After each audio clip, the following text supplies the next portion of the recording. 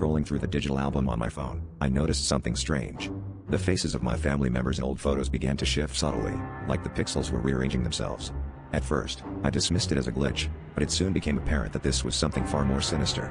The expressions on their faces morphed, revealing twisted grimaces and hollow eyes that seemed to follow me as I swiped through the images.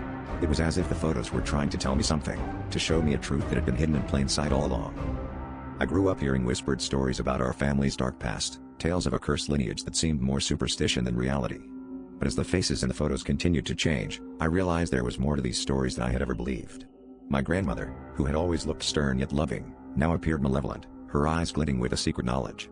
My father's once warm smile twisted into a sneer that chilled me to the bone. Each image seemed to reveal a layer of horror that was woven into the very fabric of my family. Desperate for answers, I visited my great-aunt, the last of her generation. In her cluttered attic, she showed me an ancient book filled with faded photographs and handwritten notes. The book documented our family history, each page a testament to the darkness that had plagued us for centuries. As I flipped through the pages, I saw the same warped faces from my digital photos staring back at me, their eyes filled with a knowing malevolence. My great-aunt whispered of a pact made long ago, a deal with forces beyond comprehension that had cursed our bloodline. The final entry in the book was a photograph of me, one I had never seen before. My face was twisted in terror, eyes wide with the realization of a truth I could not escape.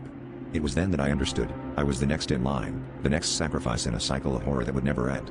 As I stared at my own reflection in the photograph, the faces of my ancestors littered, their expressions a haunting reminder that the horrors of my lineage were far from over. The screen of my phone flickered, and the faces began to shift once more, sealing my fate as the newest bearer of our family's dark legacy.